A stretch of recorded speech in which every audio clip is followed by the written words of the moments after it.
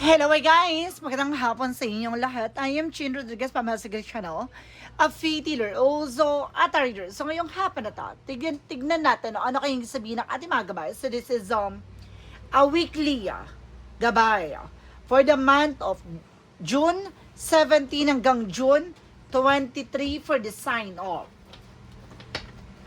For the sign of Aries. So, Aries, welcome to my channel. Ano kayang messages, advices ng spirit guides ang ating masasaga for today's video? Ano kayang energy or kaganapan sa mga Aries signs ang ating mga ganap? So, guys, this reading is a general reading lamang. Hindi lahat makaka-resonate. Kunin lang ang makaka-relate sa inyo.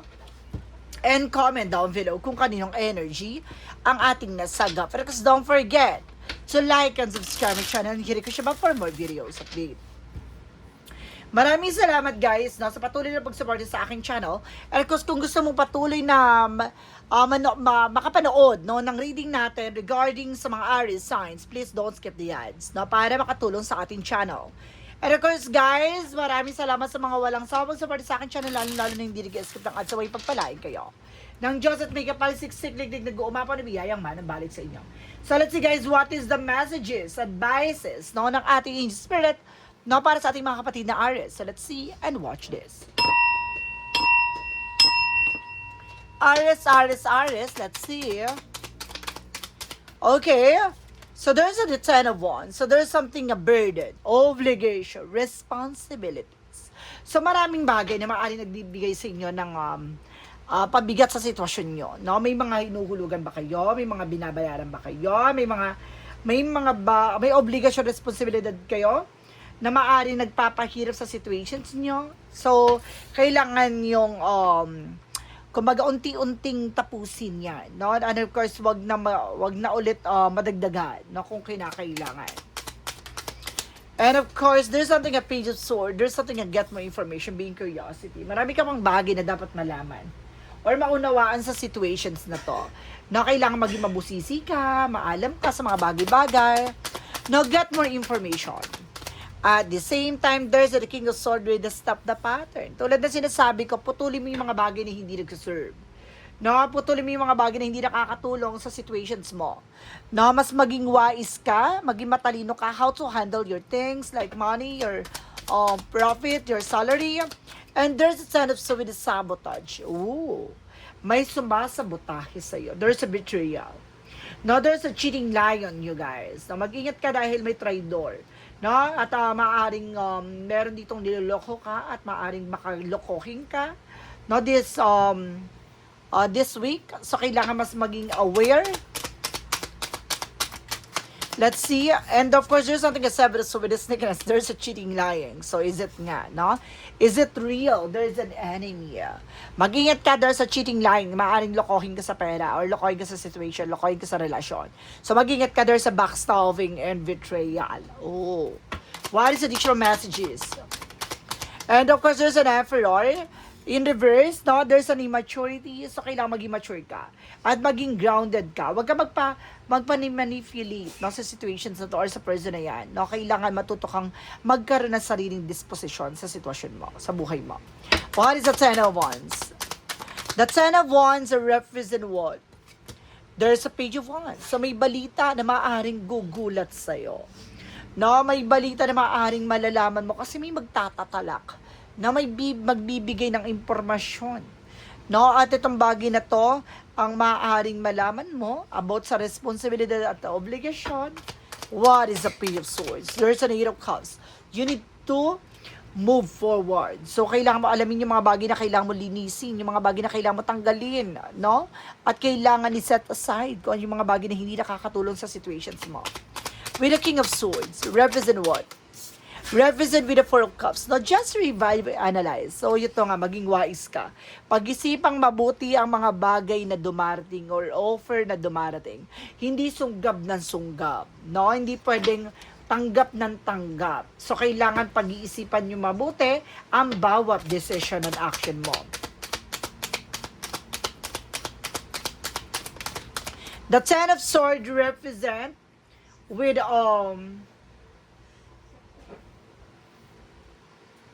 There's a Eight of Swords. There's a lot of toxic and negativities around. No? Maaring may mga bagay na maaring sumabutay sa'yo o trumaitor sa'yo.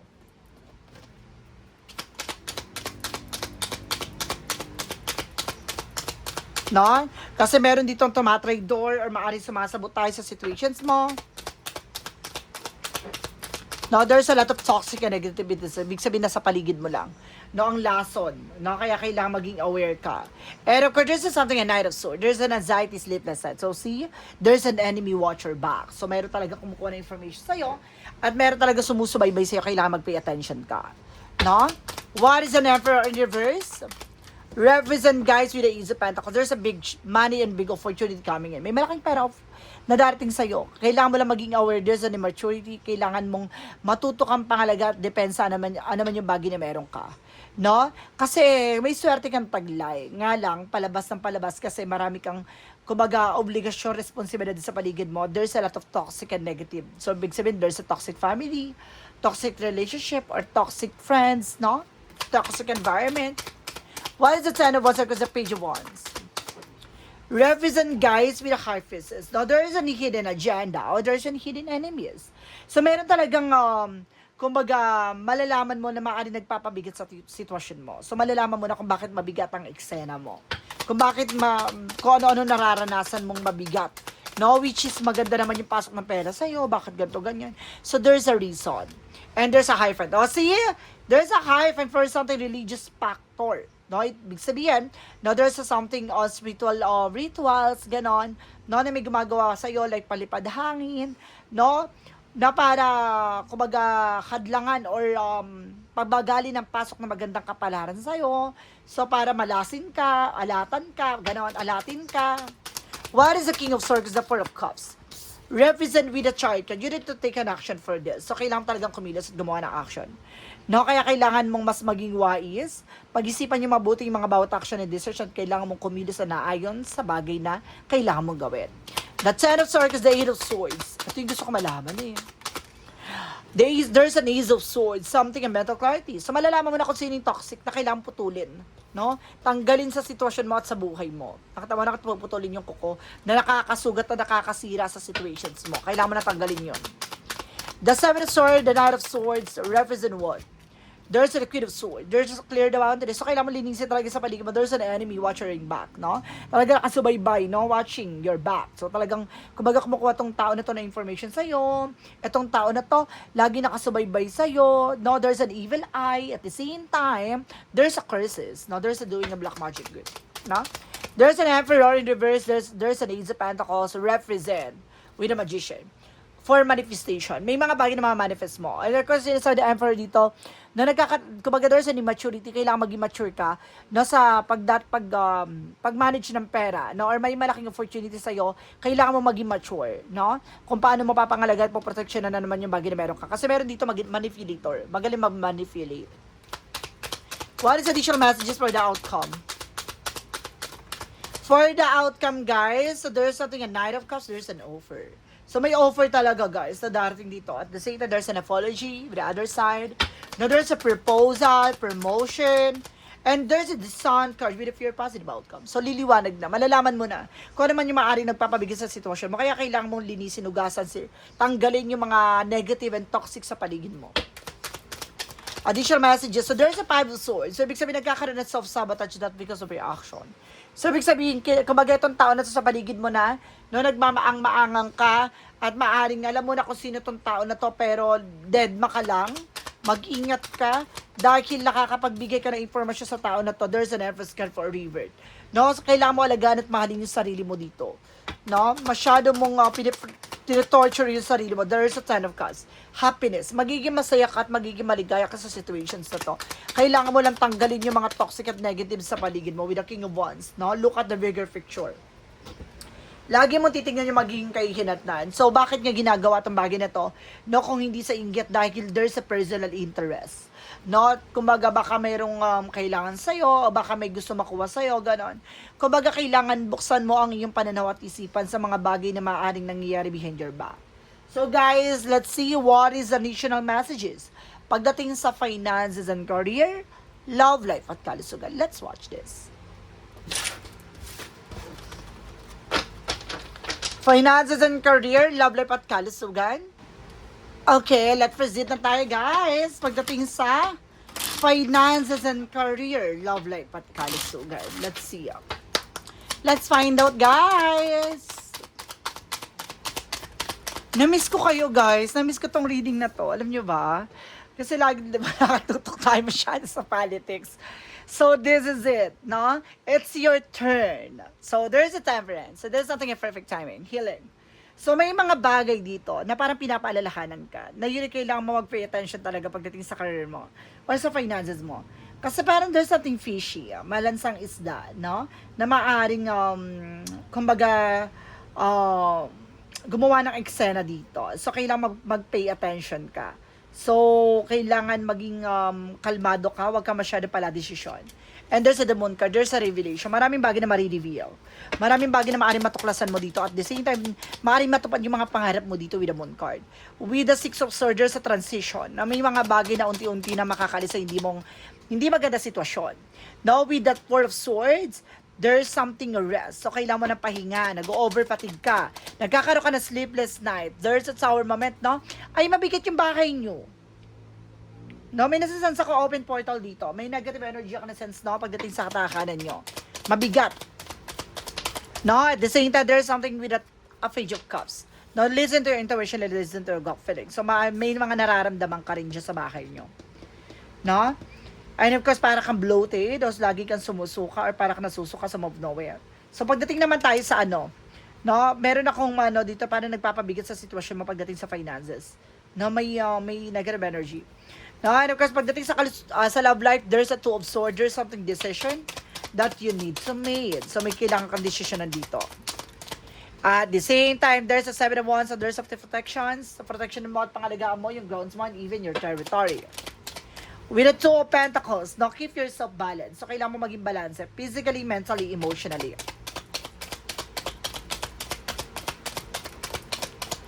No, and of course, there's something guys with the King of Cups. Your person is very devoted. Devoted naman pala ang person mo and supportive. No, at the same time, there's Ten of Pentacles. There's something long-term success, no? Magkakaroon ka ng long-term success and of course, financial security and of course, long-term relationship.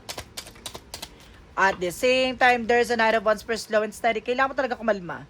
Pagdating sa relasyon din, kailangan nyo magplano ng tama't wasto at proteksyonan nyo ano man yung plano nyo yung dalawa na person mo. Maging balanse kayo. No, timbangin nyo yung mga bagay na makakatulong lang sa situations nyo. Yung person is very devoted talaga. No? Pagdating naman tayo sa kalusugan, there's a Four of Wands, so there's some homecoming, gathering. So, maaring gaganda ng kalusugan mo. Okay. So, let's see. And there's a Three of Cups. Now, there's a celebration coming in. So, may mga celebration daw na maaring mangyari. No, pagdating sa kailangan mo lang maging aware. There's a double clarification with the celebration. Double clarification to. So, kailangan mag-ingat ka sa mga pagtanggap na pagkain or inumin, ha? With the Strength card. So, maaaring nakasama ang loob mo. Malalaman mo na kung sino itong traitor sa inyo, sa pamilya nyo. And of course, there's a Nine of Pentacles being secure at practical. No, pinapaalalahanan kayo na you need to pay attention. No, invest wisely. So, kung kakain kayo ng bagay-bagay, kailangan, kumbaga, alam nyo selyado. So, kumbaga, there's a pay attention dito. Gusto ko malaman, what is an outcome? Additional pa, one more card. Ano to? It's all about what? There's a Seven of Cups, confusion. No, maaring may mga part dito na parang magulo yung utak mo, para kang nalilito, naguguluhan. And there's a Five of Wands. So, there's a complication. No, mayroong maaring nagbibigay komplikasyon sa'yo dito. So, madaling salita, may gumagawa sa inyo ng hindi maganda sa kalusugan nyo. So, let's see what is additional messages tayo with an angel spirit messages, with an angel's message. Now, with the Money Move Oracle deck.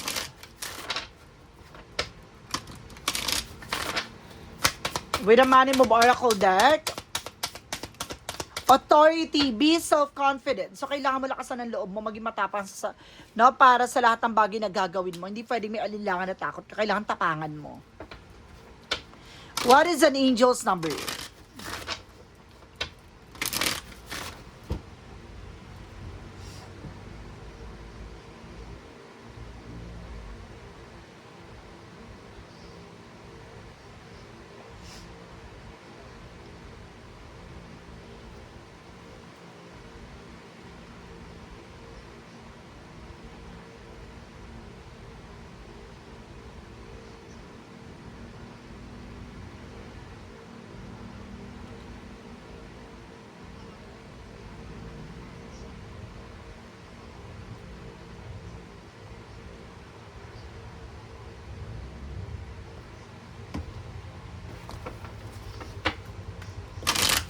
What is an angel's number?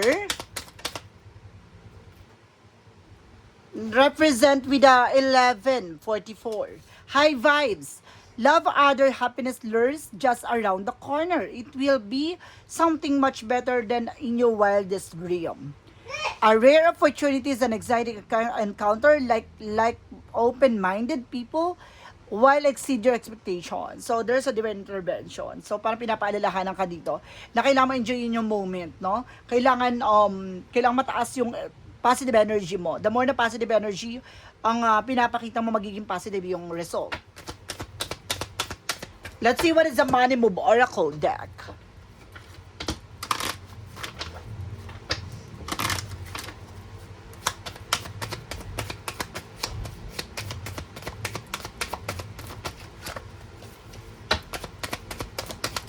Okay, so there's something in healed healer. So, kailangan mo talaga ng, kumbaga, magpa-heal, oh. So, there's an healing. So, kailangan mo ng healing session or healer. Kailangan mo ng healer, guys. No? Para gumaling sa iyong karamdaman, sa iyong nararamdaman, sa iyong sitwasyon.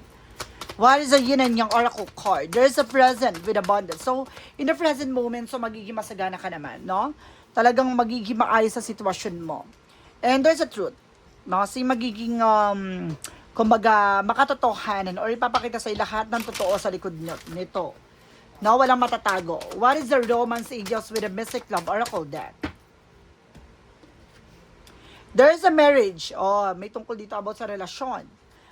Storm, may pagsubok sa inyong relasyon, ha? No, parang, kumbaga may mga pinagdadaanan kayo as of now.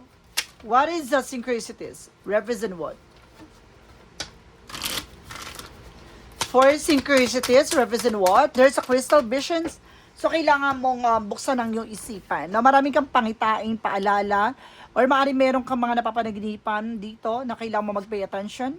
With the spring, there's a blossom. You have a potential para maging malago ang iyong sitwasyon. Nga lang, there's a negative energy, kaya parang nauunsya may or nauudlot yung eksena mo.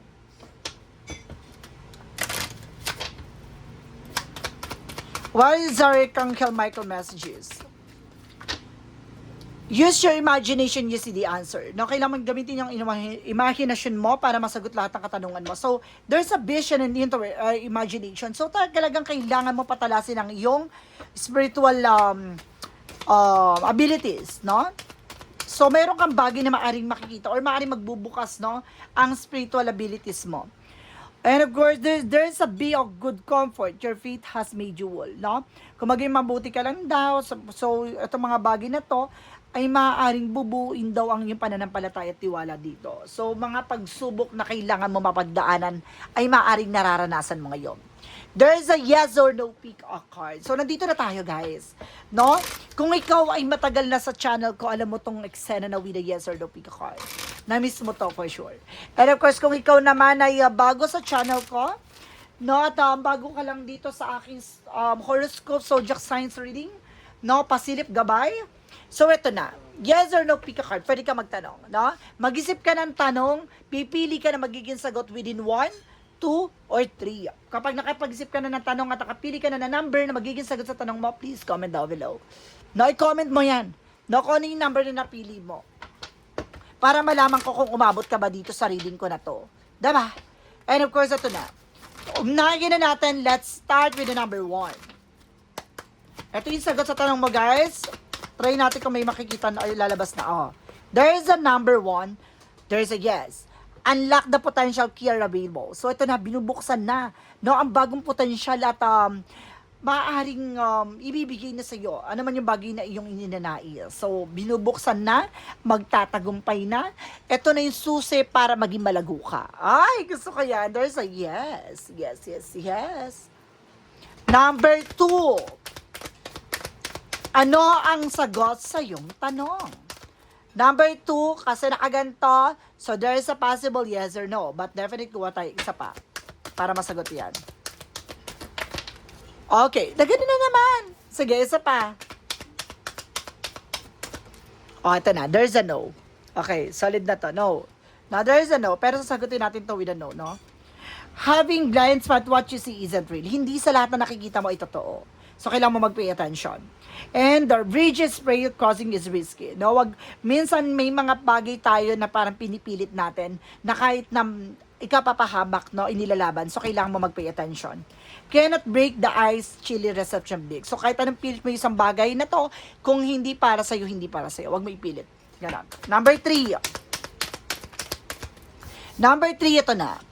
There's a no. Rethink your direction. This isn't your path. So, pag-isipang mabuti yung bawat gagawin mo, decision mo, kasi hindi to yung direction na para sa'yo.